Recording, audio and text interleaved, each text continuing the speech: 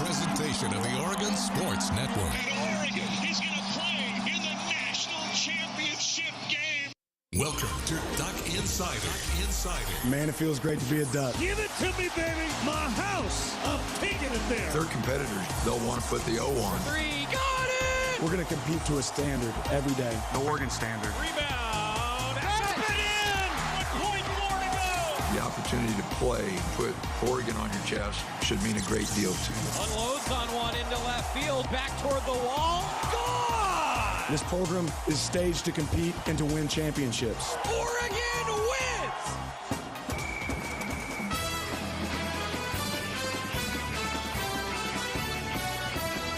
This is Duck Insider on the Oregon Sports Network from Learfield, presented by On Point Community Credit Union. Better banking, local solutions. Live from the Country Financial Studio, let's talk Oregon athletics. And a good Tuesday afternoon to you. Welcome into Duck Insider in the Country Financial Studio, brought to you as always by On Point Community Credit Union. It's Athletic Director Tuesday. We're joined by Eric Rodell here in the studio. Thanks for being here with us. Appreciate it. Thanks, Jordan. No applause necessary, guys, but it's great to be here. Applause is necessary for a person of your significance, absolutely. So catch me up. What's going on in your life right now, even outside of work? It sounds like the kids are running around all over town playing every sport imaginable. Yeah, it's, the fall's a crazy time professionally, probably more so personally, with school getting cranked up. We've got our oldest one just starting high school, and they're trying to figure out their new routine now with academics and sports and everything that's going on now. So you got one in high school who's just starting high school and playing tackle football for the first time, right? That seems like a significant moment in life.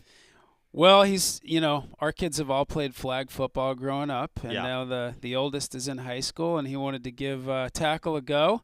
He's having a lot of fun with it. I think he loves the social aspect of it, and he's learning the X's and the O's and what it means to be running into people. He's always been a hockey player, so contact is nothing new, but he's still figuring it all out. Yeah, that's very cool. I feel like when you start as a parent watching, not that I would know, right? I'm not a parent, but I've heard from parents. I like to hear or talk to them about this. Watching your kid play tackle football for the first time, it's a unique rooting experience. Number one, you want them to do well. You want them to make a big play, do their job, execute, not get planted on the bench. But secondly, you're hoping they don't get a big hit, anything. It must be a crazy rooting experience, even for somebody like you who's around sports literally on an everyday basis. Yeah, it's a little bit different, just given that we haven't had a kid playing tackle yet. But again, they've all played ice hockey for many years, and we've seen many collisions, and that's nothing new to us. But yeah, definitely you're pulling for a great play and to come off the field intact. How about you? Did you ever embrace the contact sports, or were you more the graceful, non-contact tennis type of guy? Yeah, I played them all growing up, Okay. but in high school I was focused on ice hockey and tennis. So, Oh, yeah? Quite the contrast there, I guess, Yeah, with ice hockey and tennis. One season you're lighting people up, and Yeah. then the next season you're serving up aces. That's right. It's a unique combination. Pretty cool. I want to talk to you also about football season, obviously. Such a big part of the university, a driver financially for the rest of the program, fun for the fans, obviously, to watch such a big-time program. Let's start with the Georgia game. Obviously didn't go exactly how the Ducks wanted it to go, but still, I think it's a positive that Oregon is starting to be associated, or continuing to be associated probably, with, hey, we're gonna take on the toughest matchups possible. That's what you're going to get when you go to the University of Oregon. You're going to be playing on the biggest stage, and that continued this year. I think that's a big deal. Yeah, it was an incredible opportunity for our program, for our student athletes, even for the university. I mean, the game was broadcast on ABC, got a great rating, awesome national audience. Yeah, the game didn't turn out the way that we had hoped. Georgia's an outstanding team, and we have an outstanding team as well. We're certainly a little bit in different places in terms of our development right now as programs, but it doesn't take away from the opportunity. We had an awesome turnout down there from Duck fans. We've been to the East Coast now twice since I've gotten to Oregon over the last 10 years. The first was back in Charlottesville. We played Virginia in 2013, and we had a great turnout there. And same thing down in Atlanta. Obviously, we're way outnumbered, with Georgia playing in Atlanta, but I think the Duck fans had a great time. We had a fun tailgate experience beforehand. A lot of people coming out from the West Coast, and then a lot of East Coast Ducks that you don't get to see a whole lot of. So, we move on from that game. I think our staff, our student athletes, learned a lot, and we take what we learned that day and move forward. Yeah, that was a big message from Coach Lanning, flushing certain parts of that performance, but also learning lessons from what didn't necessarily go so well in that football game. I think it's a big part. You hear a lot about Oregon being a national brand. A big part of that to me is scheduling these football games all across the country to reignite some of those sections of the country, those Duck fans from all corners of the country, and give them a chance to root on the Ducks in person.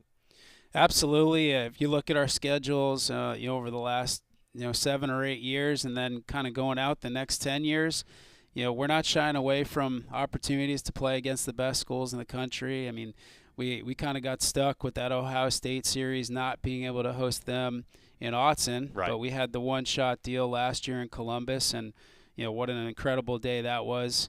And going down the road, we're playing some outstanding programs. We got a series with Texas Tech. We've got a series with Oklahoma State. We've got a series with Baylor, Michigan State, another one with Ohio State in the early 30s. So, we're trying to build the best schedule that we can. And really, you kind of alluded to it, balancing, the competitive aspect to it, balancing recruiting, what parts of the country are we hitting, and, where are our alumni located, that kind of stuff. So, you kind of put that piece of puzzle together and see how it works out. Fans like me, we all often think about how, football is such an economic driver for things in college sports. We're still kind of coming out of COVID this year. I'm wondering what your take is on kind of the state of college sports. Are universities, are the Ducks kind of starting to get their footing underneath them after what was such a tough period business-wise? Yeah, I think, our entire society is still recalibrating as we come out of COVID, and I think economically, you read lots of the reports and you see what's going on in the economy. I think there are a lot of kind of hangover effects from COVID, but in terms of athletics, we're really excited about just kind of having what we would all deem to be more of a normal year. Last year was pretty normal, but we still had a lot of protocols and there were still impacts, and I don't think everybody was quite all in the same place in terms of let's go. But right now, we feel really good about it. We've had a great response from our fan base, from our season ticket holders when it comes to coming out and supporting our team and signing up for football. And we're excited about this Saturday. We've got a big opportunity coming up with BYU. We're expecting a full stadium. It's going to be a great atmosphere in there, bringing a strong opponent in, and that's what we've all grown accustomed to, with Autzen Stadium being one of the best atmospheres in the country, and we'll be right back there on Saturday. Not that Autzen isn't always a tremendous environment, but I was really impressed with the fan base showing out against Eastern Washington with some poor air quality in the area. That to me still felt like a staple Autzen Stadium experience, and a great welcome to Dan Lanning for his first career win as an Oregon head coach. Yeah, and that's something we kept hearing from all the new staff members, like, wow, this place is awesome. And we said, yeah, it really was a great day, and the fans brought it. We don't have the students back yet, so that adds a whole nother dynamic. We had students there, and we certainly appreciated everything they added, but when we have a full student section, that really amps up the atmosphere. So what we said to them is, yeah, it was great, but we're going to dial that up, and then some this upcoming week, and then as we move on into the season. Do you feel like it was a significant victory for the Ducks just to kind of exercise some of those demons from week one, and to score touchdowns on 9 consecutive drives and to put up a program record 40 first downs. It felt like, all right, now we can refocus on what this season can be this year. Yeah, I mean, I'm sure if you talk to Coach Lanning, it's 1 week, one play at a time, and you focus on the process. But certainly when you go out and you have a tough outcome like we did down in Atlanta, when you want to bounce back strong and you want to build some confidence and build some momentum, and you want your football team to remember that they're really talented athletes and that we're capable of performing at a really high level. And I think we were able to see that on Saturday. Big test coming up against BYU on Saturday. I want to get your thoughts on that after this break. 12:30 on Fox. If you're not watching, I hope to see you at Autzen Stadium. It's going to be an awesome environment, as always. We'll get a break, come back with Eric Rodell after these messages on the Oregon Sports Network from Learfield.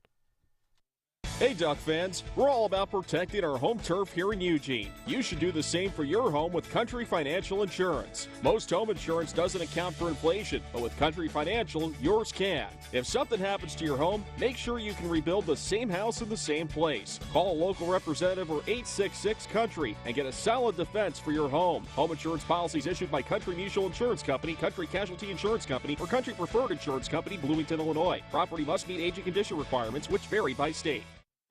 From the weight room to the classroom, on the field and off it, On Point proudly supports University of Oregon athletics because student athletes do so much more than bring us pride on game day. They bring our entire community together in Eugene and all across Oregon. So whether you're watching the game in the stadium, at home, or at your favorite local business, their success makes all of us stronger. On Point Community Credit Union, onpointcu.com. Federally insured by NCUA, Equal Housing Opportunity. Don't go anywhere. Duck Insider continues after these messages on the Oregon Sports Network from Learfield.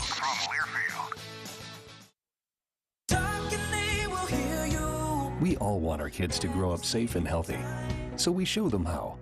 With honest conversations that let them know what we expect. That's especially important when it comes to alcohol and other drugs. And when it comes to pain medications, opioids, they need to know that they should never be shared with friends or family.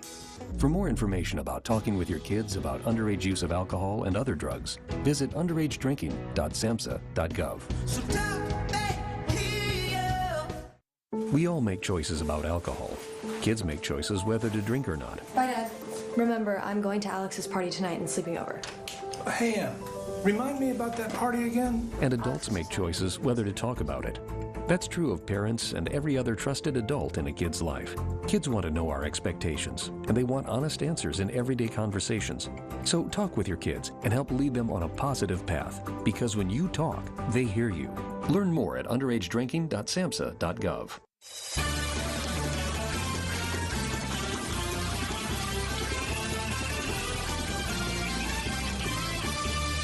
Welcome back inside the Country Financial Studio. Jordan Brenner alongside Eric Rodell here on Duck Insider. A lot more to get to. Let's start with football and a big game coming up on Saturday against BYU, the second game in what is a loaded home schedule for Oregon football. Let's start with the Cougars. I'm getting the feeling like we're going to look up in the fourth quarter and Autzen's going to be as loud as ever, and it's going to be a 1 or 2 possession game. It's just going to be an awesome experience. What are you expecting this weekend? Just an incredible atmosphere. I think this is the type of game that our entire community, our fan base, our athletes, our whole university really gets up for. And, we're going to show everybody what Autzen's all about. We're going to have a national audience on Fox, so great distribution, huge national audience, and huge opportunity for our football program. Starting to see the Ducks, I think, almost every week get, great kick times, great slots. I think people want to see the Ducks.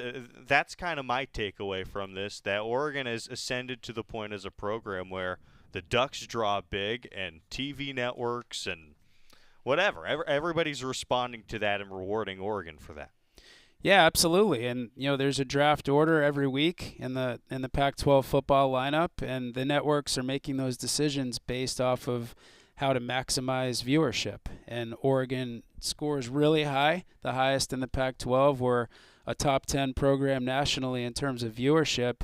where the interesting part of that is we're not in a market that is even close to top 10 with TV households, right, but we're in top 10 in viewership, which just kind of demonstrates the strength of the national brand. Why do you think that is for Oregon? Is it a history of success? Is it the brand association with Nike and the excitement that goes along with Oregon? Where do you think that comes from? Because I think that is a mistake that so many people make, where they say, oh, well, Eugene, Springfield, not the biggest television market.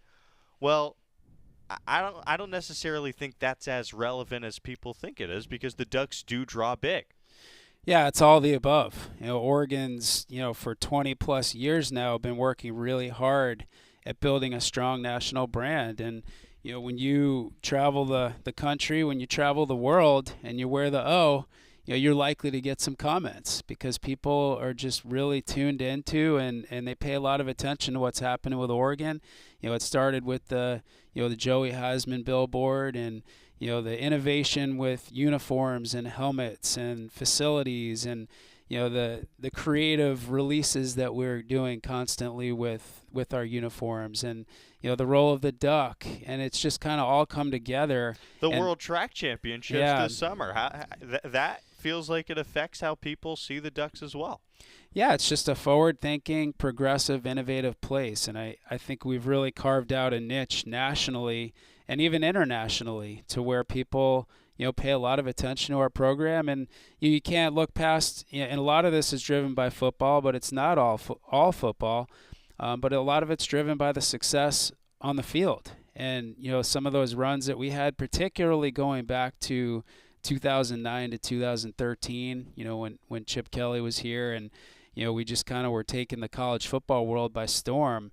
I think people just became enamored with the Oregon brand. Yeah, and that's just continued to grow and grow and grow. We had Graham Abel, the head soccer coach, on the show yesterday. The Ducks, they just went out to Hofstra and got a win out there. They spent the day in New York City. The team enters the Nike store there, and the first thing they see is Duck stuff right at the front of the Duck store, or at the front of the Nike store in New York City. That's pretty cool. Absolutely. It's awesome, and we hear anecdotes like that all the time. Yeah, awesome. I also wanted to talk to you about baseball. Obviously, you're the sport liaison for Oregon baseball.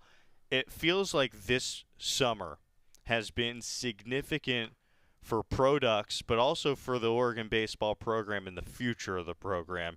You see guys like Tyler Anderson and Ryan Nelson, many others, Spencer Steer getting called up for the Reds and having success. It feels like there's momentum for Oregon baseball because of the success at the highest level.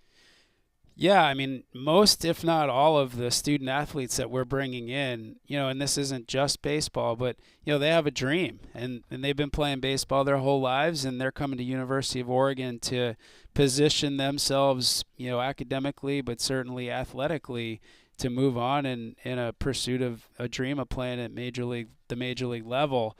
And to see more and more, now that we're 10-plus years in of bringing back our program, see more and more of our student athletes making it to that, upper top level and then having success is awesome. And, that's what it's all about. You're trying to create opportunities here for people to go out and realize their fullest potential. And, Tyler Anderson, what an amazing story that he's been. And, Ryan Nelson, I mean, what's he, 13 scoreless innings now in 2 outings, and having the two of them go up against each other last night in that kind of a game. How cool is that? Spencer Steer coming out and, hitting a home run in his first game, I think first at bat. So, just really cool stuff. Yeah, and you could tell it means a lot to the current Oregon baseball players. Sometimes see them walking around here, and, the first thing they say to me is, do you see what is going on? It feels like a Duck movement in the major leagues right now. I wanted to focus in on that Ryan Nelson, Tyler Anderson matchup from yesterday. So some of these stats right now for Nelson: 13 innings, a 0 ERA. Against Freddie Freeman, Mookie Betts, and the Dodgers yesterday. Didn't allow a runner in scoring position until the 6th inning. What was your reaction to seeing a matchup like that, a battle of two, big brands in the NL West? Yeah, just, being so close to the Oregon baseball program, it just makes you really proud to have Oregon baseball alumni go out and, performing and being on that stage and achieving at that level, and to have them, going against each other and, going up against quality offenses too. This is not against pushover major leaguers. So, you're proud of it, and it makes you really excited about the future and some of the other guys that are coming up through the minor league ranks, and even some of the student athletes we have on our team now, to have something to really aspire to. Do you remember Ryan Nelson in college at all? I know he's a hard-working guy, a flamethrower, maybe struggled with a little bit with command, but watching that game yesterday, and he goes 12-6 low and inside to strike out Max Muncy in a big spot. It's hard not to be really proud as an Oregon fan. What do you recall about Ryan Nelson's tenure with the Ducks?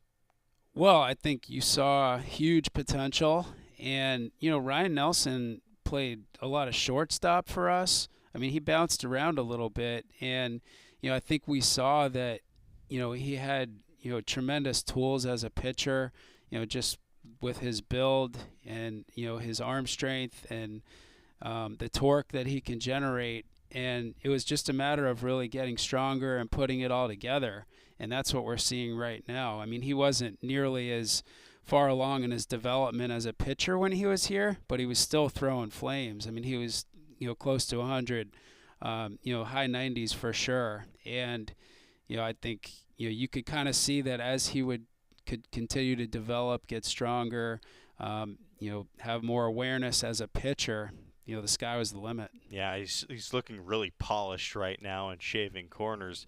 And he grew, I think, in his time as a Duck. One of his last performances, he went up against the Beavers and Adley Rutschman. He struck him out a couple times. Of course, Rutschman went on to be the #1 pick in the draft.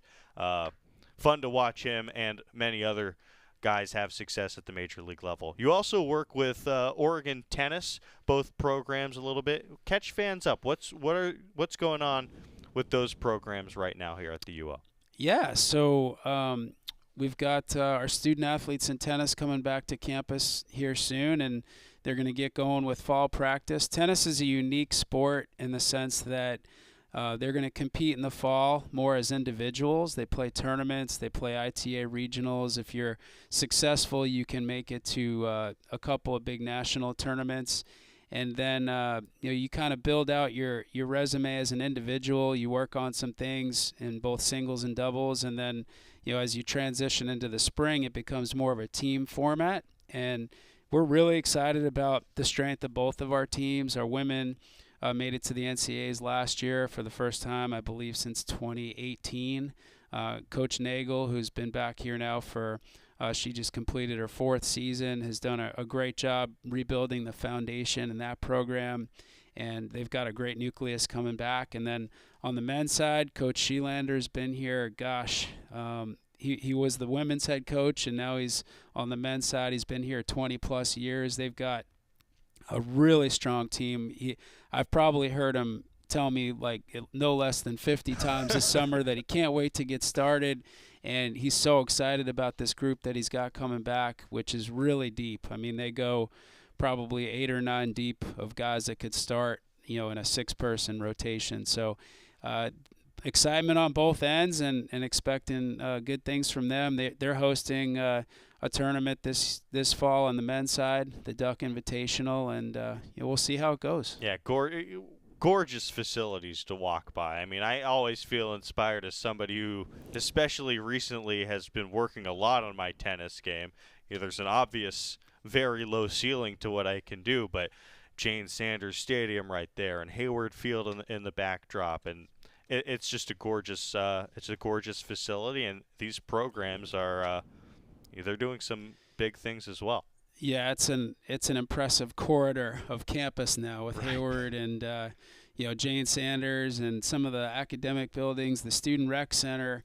Yeah, it's some of those other facilities. And I'm sure that's on the way. No doubt about that. There are always projects here at the UO. You always got to have a shovel in the ground somewhere. That's right. Deputy Athletic Director Eric Rodell joined us here on Duck Insider. Really appreciate the time. I always enjoy this interview.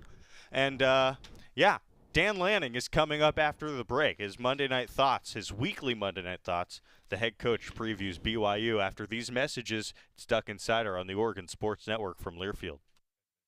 Dear gas prices, Toyota is the #1 retail brand for electrified vehicles for 22 years. That says it all. Toyota hybrids. Find yours at toyota.com. Toyota, let's go places. Based on manufacturer estimate CY 2000 through 2021 sales. At Shadow Hills Country Club, our all-inclusive event pricing allows us to take care of all of the details while you enjoy your event. Our wedding garden, expansive grounds, ballroom, and meeting rooms can accommodate any size event and come complete with full catering and service staff. From weddings to business and social events, Shadow Hills offers the benefits of a resort atmosphere and the peace of a country setting just minutes from downtown Eugene. For more details, call us today or go to shadowhillsevents.com. Dear gas prices, Toyota is the #1 retail brand for electrified vehicles for 22 years. That says it all. Toyota hybrids. Find yours at toyota.com. Toyota, let's go places. Based on manufacturer estimate CY 2000 through 2021 sales. Duck Insider continues after this timeout on the Oregon Sports Network from Learfield. Meet Ed, movie buff, animal lover, safe driver. 5 years of driving an ambulance teaches you a thing or two. If people knew what I know, lives could be saved. When I see a car trying to rush past a turning bus, I get concerned. You see, when big vehicles turn right, they have to swing wide to make the turn. And that's a lesson you don't want to learn the hard way. When trucks and buses turn, let's you and I wait. It's our roads. It's our safety. Visit www.sharetheroadsafely.gov. I've been driving trucks for a long time, and safety is my #1 priority. I know that my truck has huge blind spots. That's why I remember to check my mirrors often for smaller vehicles. Everyone can help keep our roads safe. Next time you're behind the wheel, try to avoid lingering in those blind spots. It can be dangerous. Let's all plan to share the road safely. Learn how at www.sharetheroadsafely.gov.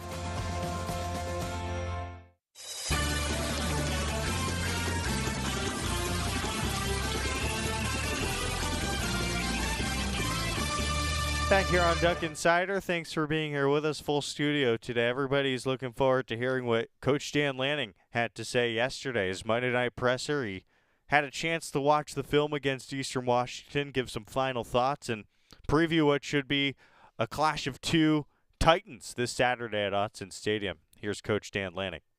Yeah, just obviously really excited to play a really good BYU team. They're really talented. About as excited to go play them as I am to see our fans, in the seats. This is going to be a big game where they can make an impact. Was really pleased with the crowd this past Saturday, and I know that they're even going to be cranked up louder, more intense this next week. I think this is the kind of game that, the Autzen crowd can make a big, big impact in the game. But this team's a really talented team that we're about to go play. The more I watch their film, the more respect I have for them and the job they do. They play the game with a certain level of physicality and violence. That's fun to see on film, and I know it's going to be a fun game for our players. Obviously, last week, the challenge was kind of flushing a result and moving on to the next week. Is it obviously a different kind of challenge, but similar in a sense, kind of flushing a result, not being too low last week, not being too high this week, and regrouping and getting ready for another opponent? Yeah, for us, it's improvement. It's a plan for improvement. We had things that we had to get better after week one, and regardless of the result, we're really process-oriented. And there's a lot of things that we still want to get better at from week two. We want to play for 60 minutes or as long as it takes in this game. And we want to be able to use as many bodies as possible to be able to contribute and help us. Coach, last week I think you talked about when to see an offensive and defensive identity take place. Did you see that, and kind of what are your impressions of both units? Yeah, I think we're closer today than we were last week, but still not completely where we want to be. There's certainly a lot of positives to come out of the last game. We had a ton of first downs and we're able to move the ball really well on offense. I'd love to see some more of those, plays that were 15 yards turn into 30-yard plays, create some more explosives. I think a lot of that has to do with how we play without the ball, down the field with our finishing blocks and being able to, instead of, buying a ticket and being a spectator on a play, going and finishing blocks and plays. That's something we're looking for certain on offense. Defensively, have to continue to play within the framework of the defense and play with relentless effort. But you want to have an opportunity to create some more negatives, be able to finish on some one-on-ones. We certainly were able to get some takeaways this last game. That's got to be something we continue to do moving forward. Franklin and Thornton had a real nice game on Saturday. What are your thoughts on their improvement and just going into week 3? Yeah, I think it's a great example of when you work really hard and the opportunity comes your way and it presents itself, things go well. And both those guys, we were able to show a play today to our players that happened in practice, and then the exact same play happened in the game on Saturday. And I think that's really the big emphasis. Troy ran a curl route on a 3rd down, was able to convert it. We were able to go back to practice, show the exact same coverage versus that route in practice, and then it carried over there to the game. So when you're able to replicate and play the game really before you play the game in practice, I think things like that will happen out there on the field. And, this past Saturday it was Troy. He was able to get a lot of touches based on the looks that we were getting. Next Saturday it might be somebody else. But, both those guys did a good job in the game. Yeah, Coach, you played a lot of players. It was nice to see. Could you name maybe a few what you call second level, maybe weren't starters that impressed you a little bit after watching the video? Off the top of my head, there isn't one guy necessarily would stick out. We actually, rather than doing what a lot of teams do, going back and naming, the players of the week, we looked at really our look teams, because those are the guys that really helped us win the game. Who was the best look of the week? Some of those guys. And there's certainly a lot of guys that we talked about during the week that did a good job for us, whether it was Van Dyne or Brevard that did a really good job. Even, Byron came over there and gave us some phenomenal runs at times. That's the thing I'll keep leaning on, is some of our best players going over to the other side to give great looks has been really beneficial for us. The same thing can be said for guys defensively. You said Saturday you wanted to get the 14 points back then, other than the uncalled OPI that I'm sure you were thrilled about on the first touchdown. What stood out to you? And it looked like on that short possession that they hit you a little bit with 20 and 21 and 22 at times. And looking at BYU, they use a little bit of 20 and 21. Is there any carryover and applicability to that? Yeah, there's certainly some stuff that we can coach off of. I think they did a good job in the game of, this past week they ran the ball when we weren't in, our best run situation defense on a 3rd down. They did a good job there, and we want to do a better job of recognizing that as players and coaches in that situation. But certainly there's some carryover, some of the 12 personnel sets that we'll get this week from BYU. Dan, I believe that after your post-game press conference wrapped up on Saturday, BYU and Baylor were still playing. Did you go immediately find somewhere to go watch the end of that game live? And if so, what were your impressions? Kind of a wild finish in that one. Yeah, crazy game. I was hoping they'd play 8 or 9 overtimes, wear them out. But obviously that, it's 2 really good football teams battling out, and it could have gone either way down the stretch. I think good teams find a way to win, and obviously they were able to pull it out. So congrats to them. But, yeah, I was able to catch the end of that one. Front left, Matt. You brought up BYU's physicality. Looking across the board, they look pretty big, pretty heavy, multiple positions. Just your thoughts on their personnel, and just they don't maybe typically look like a independent or maybe a group of 5 team you would associate that with. No, they're a good team. They've got great players across the board. We highlighted a couple of those guys today in our scouting report, and pointed out they have NFL talent on their roster, so they have a good team that play really well. A lot of returning starters, a lot of continuity there as well. Can you talk about quarterback Jarrett Hall and just the challenge he presents for your defense?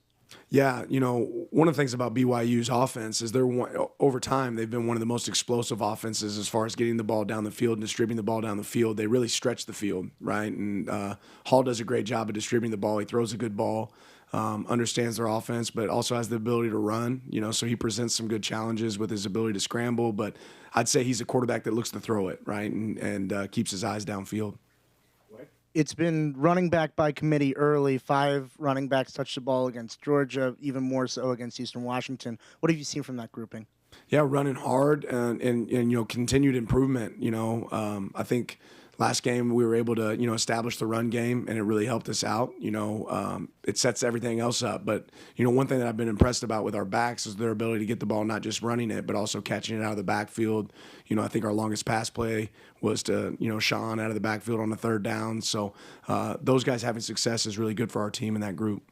In the annals of Oregon football, a win that has kind of stood the test of time is Oregon beating BYU in 1990. It's just kind of a big classic game, and I know it's a long shot, but has anybody ever brought that game up to you heading into this week, or just talked to you at all about any of the old timers in the Cass Center? I'm not sure if there's anybody still around. I'm going to look it up now. Yeah, I haven't heard a lot about that game, but looking forward to going back and finding maybe some old film.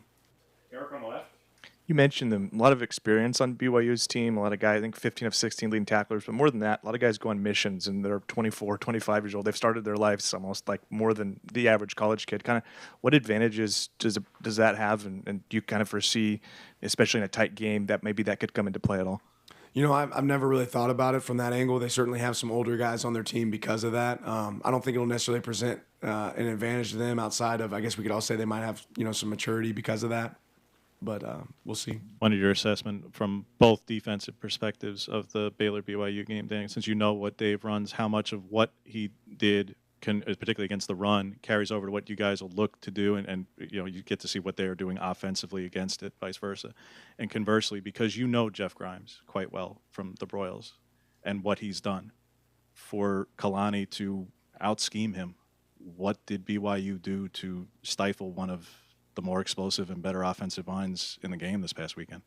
Yeah, BYU, is a really good defense. They do a really good job, and I think they present some really unique looks. They're not a cookie cutter defense. They do a lot of different stuff, and I think that showed up. Obviously, I think Coach Grimes had some really good plays in that game as well. But obviously, BYU did a good job. It was kind of a defensive battle in a lot of ways until it got to the end of the game there. And even then, it was still, coming down to field goal, tit for tat. So, they do a really good job. There's certainly some similarities in some of the stuff that, Baylor and us, what they do on defense, but it won't be the exact same by any means. They did a good job, though, of controlling, some of the passing game and stopping the run. Yeah, kind of along those lines, BYU's given up a total of 300 pass yards through 2 games. That's pretty difficult to do. As a defensive guy yourself, what stands out to you about the way that they've been able to defend through the air so far this season?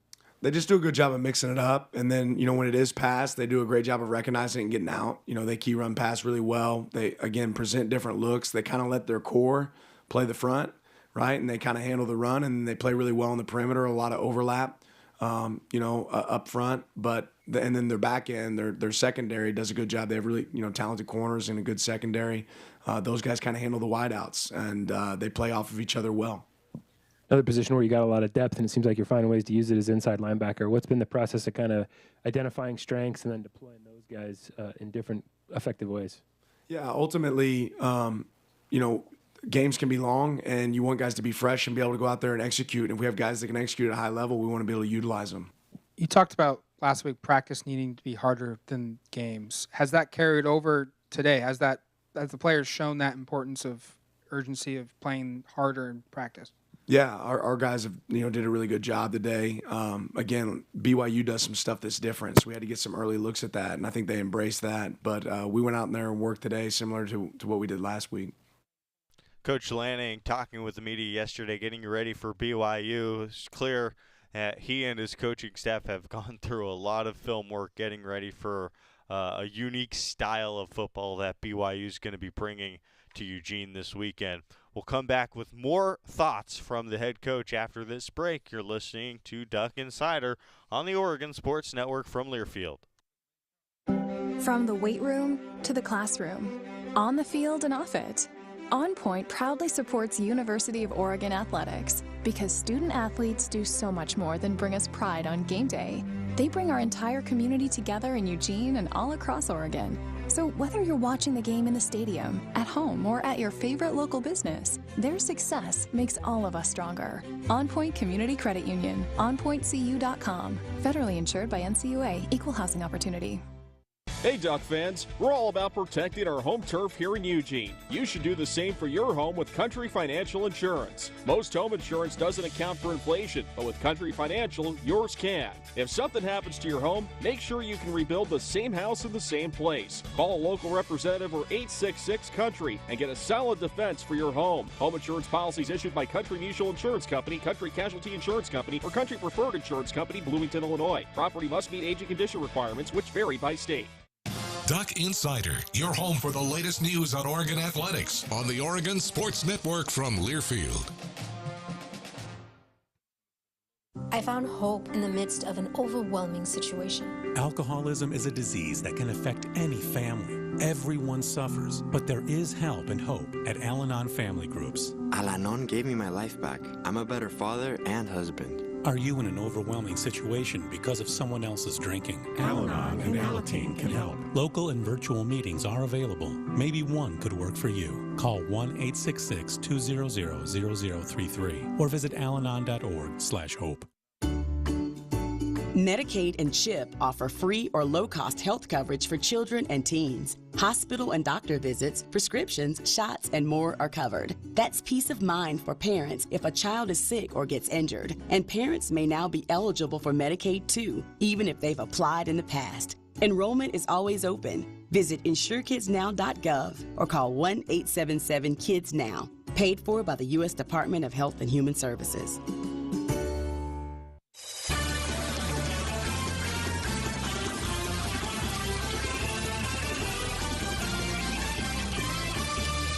Welcome back to Duck Insider here in the Country Financial Studio, brought to you by On Point Community Credit Union. Dan Lanning speaks to the media every Monday night, getting you ready for what's going on Saturday. Here's part 2 with the head coach of the Ducks. You mentioned kickoffs for the past couple of weeks. Wanted your thoughts on kind of multi-phases of it. One of Camden taking over, having 6 of 10 on touchbacks, and you mentioned the long returns. You've had 2 long returns allowed, but also 3 that were closer to average. And I think you used at least 3 different kickoff plays or formations on Saturday. So your thoughts on all of it, on Camden versus Boyle at this point, and who's kind of got that job, and your coverage in particular?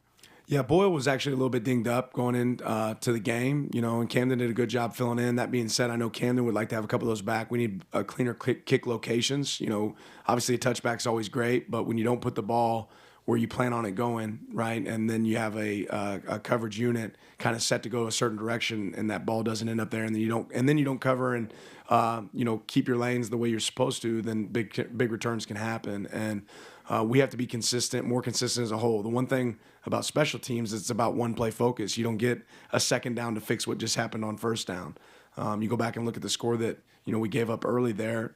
That was a really long return with a penalty tagged on top of it. Now you end up in plus territory, and that can't happen. So we have to get better there. We have to do a better job. It's good to have multiple guys that can go out there and kick for us. But as a unit, I know we want to be better there than we've been. Middle left, Eric.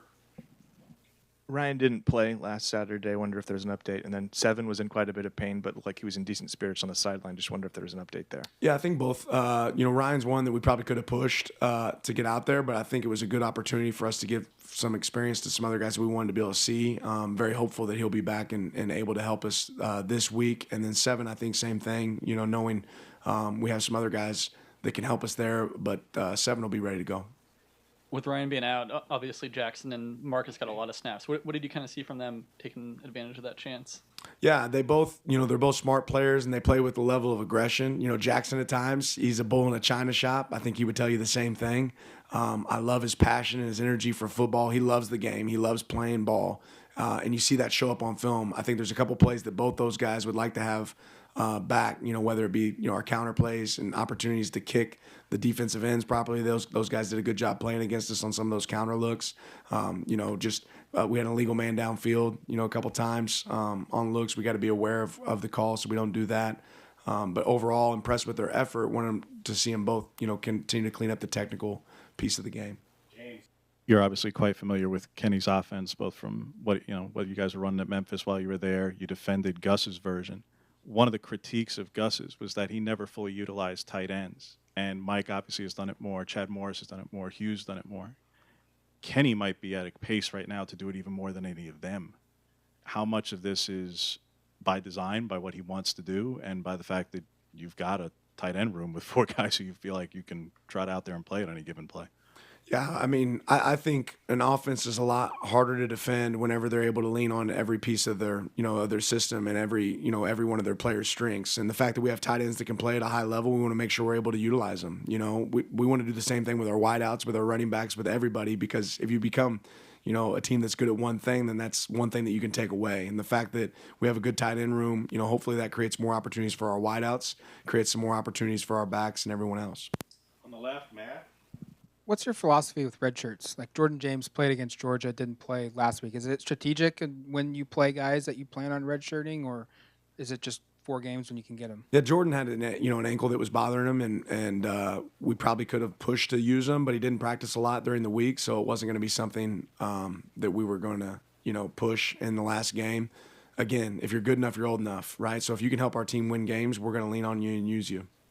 You've gotten to play the dime a couple of times, I think one against Georgia and a couple of times this past week. It looks like, on a 3-play sample, that Jeff plays a particularly big role in that. And this past weekend, I think he played both linebacker and that kind of center field spot.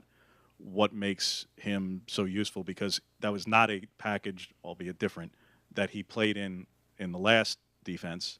Why is it that he is able to offer such a multiplicity for you guys?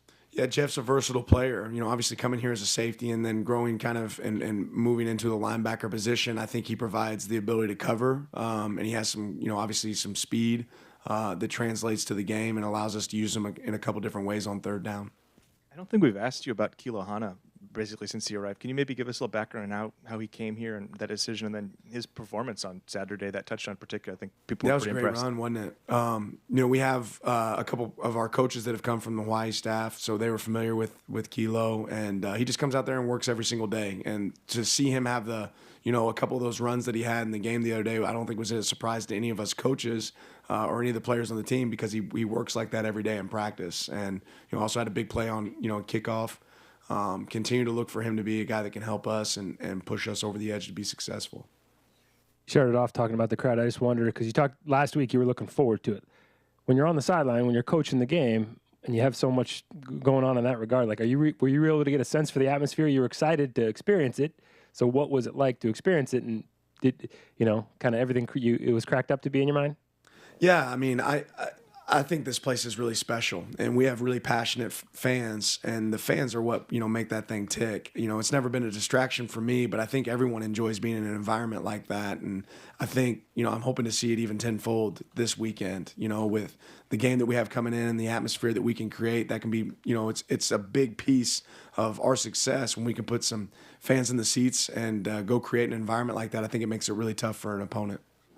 And looking back at the film, what your thoughts were on Bo? You said you wanted to see on a couple of throws. It looked like, at least from my amateur observation, that there were a couple where it wasn't necessarily wrong decisions in completions, but maybe some missed opportunities on some of those more explosive plays you were alluding to before. Yeah, I thought Bo played well. He went where he was supposed to go with the ball majority of the time. There's a couple things that we cleaned up as a staff coming in, saying, hey, where was this guy supposed to break, and then where's the ball supposed to be, and making sure we were in sync on that. Overall, I didn't think he put the ball in jeopardy. There's a couple throws that he probably needed to have back that didn't turn into negatives or turnovers, but I think that's what we have to continue to push. Bo understands exactly what we're looking for, and so does Ty and Jay. Those guys know exactly where to go with the ball. They made some good checks within the game, so that was comforting to see. Operationally, I know you said you wanted to go back after the Georgia game and make some assessments on how you use your own time during the game. Did you make any big changes, small changes in terms of how you were involved, maybe specifically with coaching defense? Nothing huge. I think it's for me being, this being the beginning for me in this process, just able to evaluate my time and how I use it in between series before we go out to the next special teams play, make sure that I get anything communicated to either side of the ball in between. But I want to be involved on both sides and really in special teams as well. And to do that, you have to be engaged really in the moment. Said it after the game that you wanted to go back and watch the film get a better feel of things maybe you missed from the sideline. Anything stand out watching film of game 2? Not a lot. I think one of the biggest things you can do as a coach is you go back and you look for the stuff that, hey, this could have been a big play for us offensively or defensively if it didn't go right here. If this guy didn't make a great, an outstanding play, if we didn't win this one-on-one. And I don't normally want to share those because that might be something for the opponent, right? But there's certainly some things going back. You say, okay, that this can be an issue moving forward if we don't get it fixed. And that's what we always talk about, going to the doctor on Monday to fix those things. Wanted to confirm that I'm not crazy. On your delay, was there play clock malfunction that it should have been 40, not 25? Yeah, we think there was a mistake there. Okay. And secondly, in the moment, more process, how does that not get caught by you folks? I mean, in terms of... we called it out. That being said, we were told it wasn't wrong. at the time. But we also have an assessment for us as a coaching staff now to prevent that from happening in the future, So, that's at the end of the day, that's on us as coaches. We got to get it right. There might be a mistake in a game. Obviously, officials can make mistakes just like, coaches can make mistakes, and we have to do a good job of IDing that and making sure we're ahead of it. Yeah, Coach, watching the telecast, it was pretty fun watching you being mic'd up. How was that experience? Did you get to review what you actually said and what they used of what you did? Or I wasn't in charge of that. I'm glad. Hopefully, somebody did a good job of assessing that, because I'm not sure if it's all good for TV or not. But I didn't spend a lot of time thinking about it during the game. Obviously, you don't want him picking up penalties, but Bryce Betcher being a guy, two-sport kid from Eugene, just impressions on what you've seen from him so far and what his future might be on the gridiron? I think Bryce is. I just got done meeting with special teams, and I think Bryce is a great example of a guy that he's embracing his role and his way to be able to help our team, and he plays with tremendous effort, and that shows up. You said it. You don't want to have penalties, right? And something we try to pride ourselves in, and we can certainly get better at. That being said, Bryce, when you play with tremendous effort, you're going to get a great result, and he does that consistently, not just on game day, but in practice. Looked like Matt was back on the sideline with you guys. Who was up in the box then for the defensive side, and is that going to be a move you stick with? Yeah, I think it went really smooth for us on the sideline. Coach Martin actually got ran into in our last game in the Georgia game. So it's twofold. It's for an opportunity for him to be up. You move a guy up in the secondary, you want to be able to bring somebody down in the secondary to be on the sideline. But he just banged up his knee. We felt like, hey, it kind of fit for him to be up there, but the communication was good. When you get a bunch of guys, different guys in the end zone like you did on Saturday, what does it just do for a team's confidence heading into a tough opponent like you guys are going to be on Saturday with BYU? I think every one of our players realize, hey, this is how it works and we can do it, right? But we have to do it on a consistent basis, and we have to do it against, good opponents. So, everything works on paper when you draw it up, right? It's about going out there and executing it. Our guys executed at a high level on Saturday. We need that to carry over for the next game. That's Dan Lanning meeting with the media on Monday night. Our coach's interview is brought to you by Pepsi and locally owned Bigfoot Beverages. As always, go Ducks and drink Pepsi. We'll come back. I'll give you some notes about the Oregon BYU game on the Oregon Sports Network from Learfield. At Shadow Hills Country Club, our all-inclusive event pricing allows us to take care of all of the details while you enjoy your event. Our wedding garden, expansive grounds, ballroom, and meeting rooms can accommodate any size event and come complete with full catering and service staff. From weddings to business and social events, Shadow Hills offers the benefits of a resort atmosphere and the peace of a country setting just minutes from downtown Eugene. For more details, call us today or go to shadowhillsevents.com. From the weight room to the classroom, on the field and off it, On Point proudly supports University of Oregon athletics because student athletes do so much more than bring us pride on game day. They bring our entire community together in Eugene and all across Oregon. So whether you're watching the game in the stadium, at home, or at your favorite local business, their success makes all of us stronger. On Point Community Credit Union, onpointcu.com. Federally insured by NCUA, Equal Housing Opportunity. This is Duck Insider. Duck Insider on the Oregon Sports Network from Learfield. The United States Deputy Sheriff's Association is a national nonprofit and the largest non-governmental provider of services to law enforcement. The USDSA assists city, county, state, and federal agencies with free safety equipment donations and officer survival training, along with cash donations to families of law enforcement officers who perish in the line of duty, college scholarships for the children of law enforcement, a citizen awareness program, and more. For more information on the USDSA and how you can help, visit usdeputy.org. You're never completely ready to adopt a teen. For late nights writing English papers. For your teen's music taste. For dinners, where they talk more on their phone than with you. For the first time, they call you Mom. You're never completely ready to adopt a teen, and you can't imagine the reward. To learn more about adopting a teen, visit adoptuskids.org. Brought to you by the U.S. Department of Health and Human Services, Adopt U.S. Kids, and the Ad Council.